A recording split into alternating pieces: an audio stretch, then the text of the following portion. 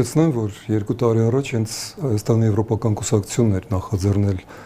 Եվրոդաշինք եւ մեր համախմբման շնորհիվ հաջողվեց ընդունել օրենք։ Մենք արտախորհրդարանական ուժեր լինելով կարողացանք ոչ միայն ստորագրավական, այլ նաեւ առաջին անգամ կարծում եմ հայոց պատմության մեջ, չլինելով խորհրդարանական կուսակցություններ, մեզ հաջողվեց անցկացնել ազգային ժողովով օրենք։ Ընդ որում հետաքրքիր որ իշխող կուսակցությունը եւ լսումների ժամանակ դա ակնհայտ էր դեմ էր դրան։ Վարչապետը այդ պահին որոշեց մեզ լսել, մեր խորհուրդներին հետևել եւ մենք հասանք այնպիսի հաջողության, որ մինչեւ հիմա փաստորեն միայն դա է, որ հիշատակվում է Եվրոպայում եւ Փաշինյանն է հիմա դա ակնարկում։ Այնպես որ Դավիթ Սանասարյանի առաջարկը իհարկե ողջունելի է, առավել եւս որ ես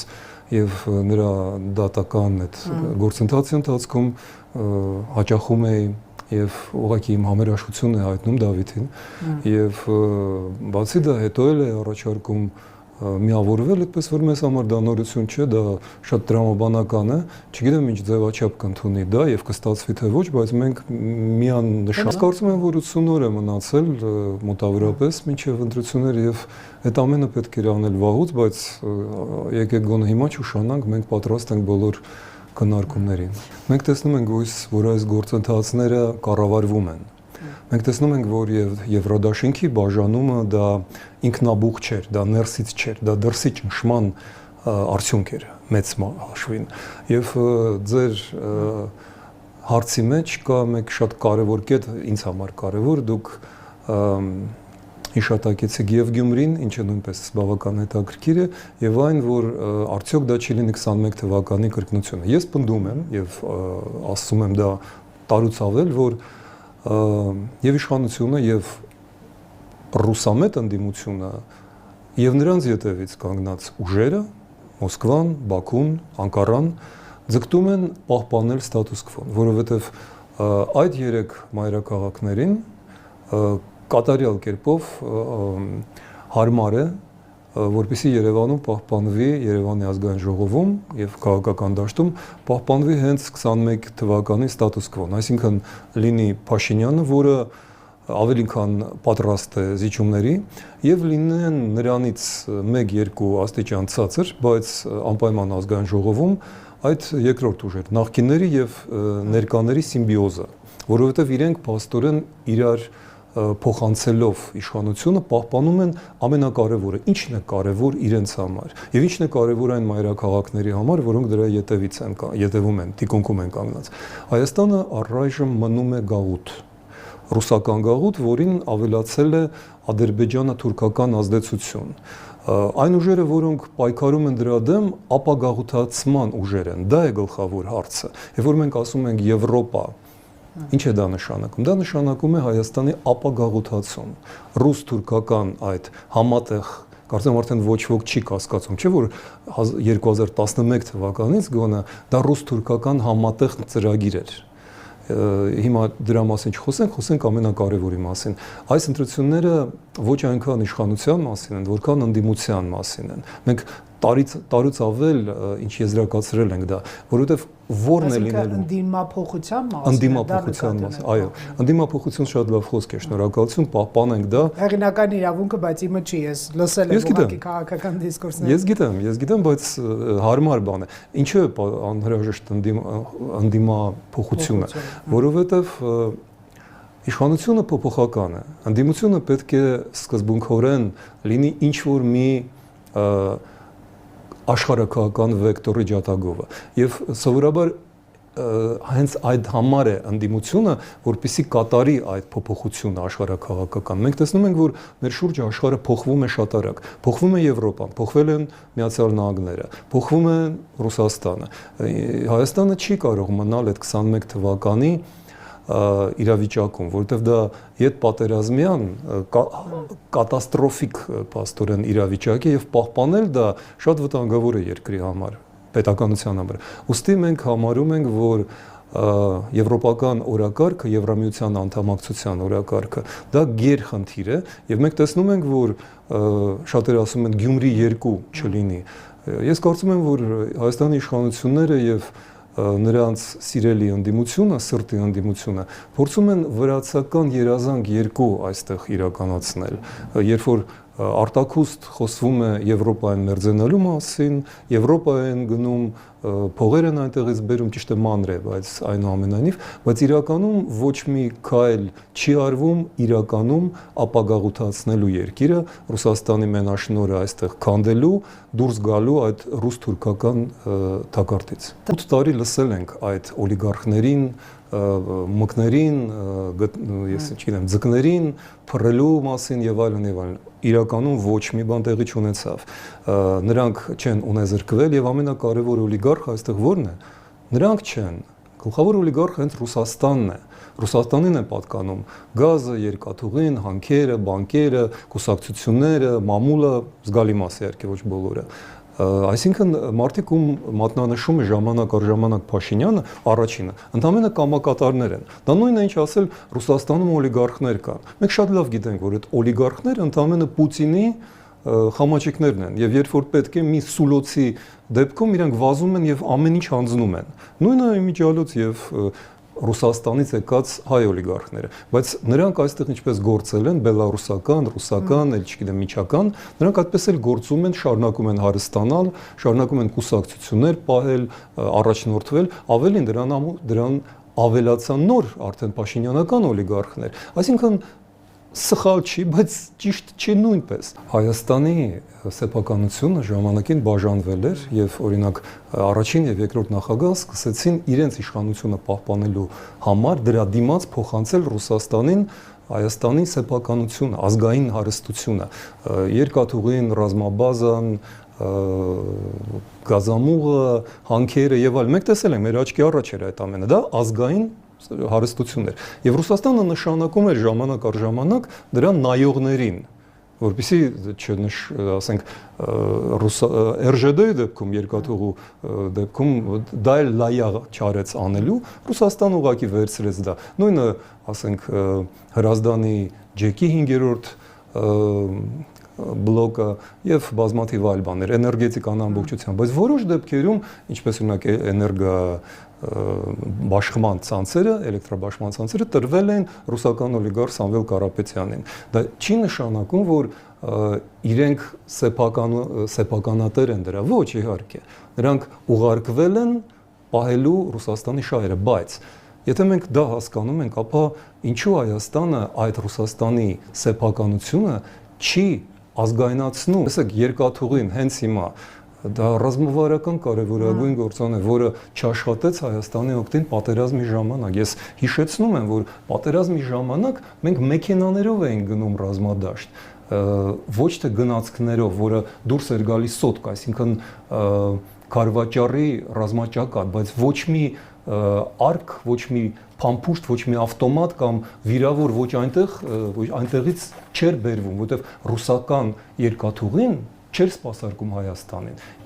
Դա արդեն բավական էր, որպեսզի ազգայնացվի երկաթուղին, եւ նման օրինակները բազմաթիվ են։ Նույնը վերաբերվում է գազային համակարգին, որը գաղութային ձևով է խլված Հայաստանից, մինչև վերջին խողովակը։ Այդ ամենը Փաշինյանը 8 տարի շարունակ կարող էր եւ պետք է աներ դա, առավել եւս սկզբի տարիներին, երբ որ ժողովրդի նեցուկը բացարձակ էր, բայց դա չի արվել, որովհետեւ Փաշինյանը անում է նույնը, ինչ արել էին բոլոր նախկինները, նա փոխարինում է իր անձնական իշխանությունը այդ դրա դեմ։ Նա հիմա իր ժամկետի առաջին կեսը նա ապացուցում էր Պուտինին, որ նա հայկական Սաակաշվիլի չէ։ Հենց այդ մեղադրանքները հնչում էին Մոսկվայից, եւ նա ապացուցում էր, ոչ, ես դա չեմ անելու, եւ չարեց, նա չազգայնացրեց որևէ բան ռուսականը, ինչ արեց Սաակաշվիլին։ Երկրորդ մասում նա սկսեց խնդրել, որ հայկական Իվանիշվիլիներ չուղարկեն Արա Աբրահամյանին, Ռուբեն Վարդանյանին, Սամվել Կարապետյանին, եւ ի վերջո նա փաստորեն սկսեց կատարել հայկական Իվանիշվիլիի դերը։ Դա եմ ես անվանում հայկական տարբերակը։ Վրացական երազանք Հայաստանում դառնում է հայկական մղձավաճ։ Բարեբախտաբար Ուկրաինայի դիմադրությունը եւ կտրուկ փոփոխությունները, որոնք տեղի են ունենում Եվրոպայում, ընդհանուր զարգացումները տանում են ռուսական կայսրության դեմ, Ռուսաստանը փլուզվելու է եւ Հայաստանը կունենա հնարավորություն դուրս պրծնելու այդ տակառտից, եթե մինչև դա Փաշինյանը չհասցնի իր սխալ քաղաքականության պատճառով հանձնել Հայաստանի ինքնությունը, կարևորագույն մեր ողնաշարը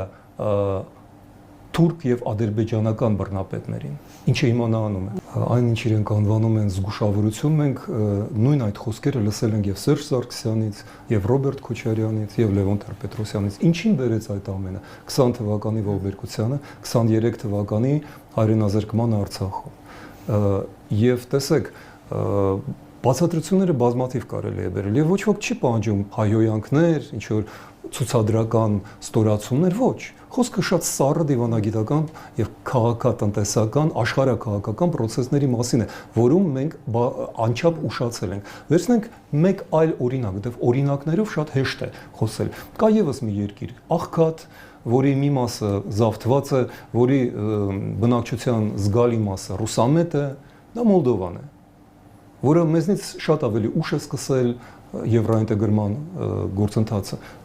Բազմաթիվ նմանություններ կան, մեկ տարբերություն։ Մոլդովայում կա քաղաքական կամք, որի անունն է Մայա Սանդու։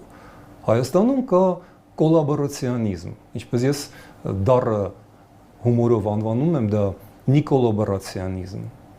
Եվ դա Նիկոլ Փաշինյանի քաղաքականությունն է։ Ինչի հետ է նա փոխարինում այն, ինչ մենք համարում ենք պետական շահ, գերագույն պետական շահ, այսինքն միացումը Եվրոպային։ Նա դա փոխարինում է նրան տրված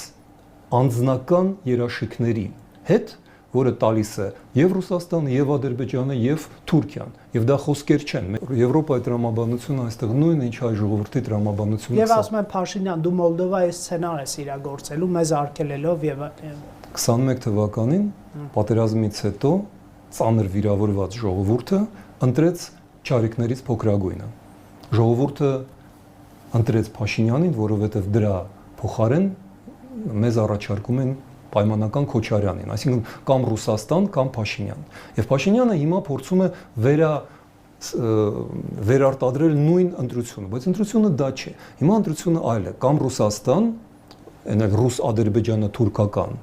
դաշինք, կամ Եվրոպա։ Եվ դա չի ասվում։ Եվրոպան ընտրում է, ինչպես հայ ժողովուրդը, ճարիքներից փոքրագույնը, որովհետև Փաշինյանի հետ նրանք դեռ կարող են խոսել։ Փաշինյանը գնում է Ստրասբուրգ, գնում է Բրյուսել, ճիշտը չի տալիս այդ չարաբաստիկ դիմումը հայտը, որը Մոլդովան արդեն տվել է եւ ստացել է արդեն օրակարգ երբ է մտնելու Եվրոպա։ Փաշինյանը դա չի անում, որովհետև նա խոստացել է դա չանել։ Խոստացել է Պուտինին, Ալիևին, Էրդողանին, բայց Եվրոպան չի ցանկանում կորցնել Հայաստանը։ Եվրոպան պայքարում է Հայաստանի համար, Վրաստանի համար էլ է պայքարում։ Մարտակոսը ընդլայնման հարցերով Այսօր Հայաստանում։ Այո, եւ 11 մարտի 11-ին հրավիրելով Փաշինյանին Ստրասբուրգ իրեն հարց են տվել. դուք մտնում եք Եվրոպա թե ոչ։ Փաստորեն նա ասաց ոչ եւ սկսեց բացատրություններ շարադրել այնտեղ։ Եվրոպան շատ լավ ամեն ինչ հասկանում է։ Այդպես որ իրենց մոտեցումը խիստ պրագմատիկ է։ Ավելի լավ սա լինի, քան ոչինչ չլինի, որովհետև պրոռուսական ընդդիմությունը ճիշտ է։ Նրանց հետ խոսելու բան Եվրոպան չունի ընդհանրապես։ Եվրոպան այստեղ ներկայացված չէ եվրոպական կուսակցություններով, որովհետև եվրոպական կուսակցություններին եւ հատկապես Հայաստանի եվրոպական կուսակցությանը Փաշինյանը արգելել է անգամ հանրային հեռուստատեսությամբ հանդես գալ, եւ դա ուղիղ ասվել է եթերում, որովհետև Փաշինյանը ուզում է գլխավորել եւ գործադիր իշխանությունը եւ ընդդիմությունը, ընդ որում եւ պրոռուսական ընդդիմությունը, եւ եվրոպական ընդդիմությունը, եւ հոգեվոր կյանքը, նա կաթողիկոս է նշանակում եւ հանում, նա փորձում է գլխավորել Հայաստանում ամեն ինչ, եւ դատական համակարգը։ Մենք կամաց սա եվրոպական մոտեցում չէ։ Եվրոպան այդ ամենը տեսնում է։ Ես խոսում եմ այսօր առավոտը դիվանագետներից մեկի հետ եմ հանդիպել։ Իրենք այդ ամենը տեսնում են։ Իրենք ուղղակի հասկանում են, որ ընտրությունը իրենք չէ որ պետք է կատարեն, իրենք չեն գործում ռուսական դեսանտի պես, տանկերով են իջնում կամ սադրանքներ են, իրենք վստահում են հայ ժողովրդի խոհեմությանը։ Եթե հայ ժողովուրդը ուզում է գնալ Եվրոպա, ուրեմն Հայաստանի եվրոպական ուժերը կհայտնվեն ազգային ժողովում։ Եթե ոչ, իրենք կանեն իրենց եզրակացությունը։ 2024 թվականի ամռանը, երբ որ ավարտվում էր արտախորհրդարանական հանդիպումները վարչապետի հետ, ես գործընկերների ներկայությամբ ինքս էի առաջարկել Փաշինյանին վերցնել այդ եվրոպական դրոշը եւ ասացի, որ այդ դեպքում մենք կողմ կդնենք մեր բոլոր տարաձայնությունները եւ հանուն այդ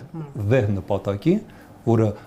իրականում բերելու է ապագաղութացման եւ իմաստավորելու է այն զոհերը եւ կորուստները, որ մենք տարանք տարիներով, տասնամյակներով, մենք դա ենք առաջարկել նրան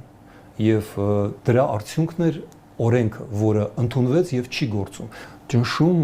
մենք գործադրեցինք 24 թվականին եւ դա աշխատեց։ Դրա համար էր պետք դաշինքը եւ դրա համար ենք մենք այդ դաշինքը ցանկանում, որպեսզի ճնշում կատարենք։ Դա է ընդդիմության գլխավոր նպատակը, որպեսզի մեր գաղափարախոսությունը ծրագրային մեր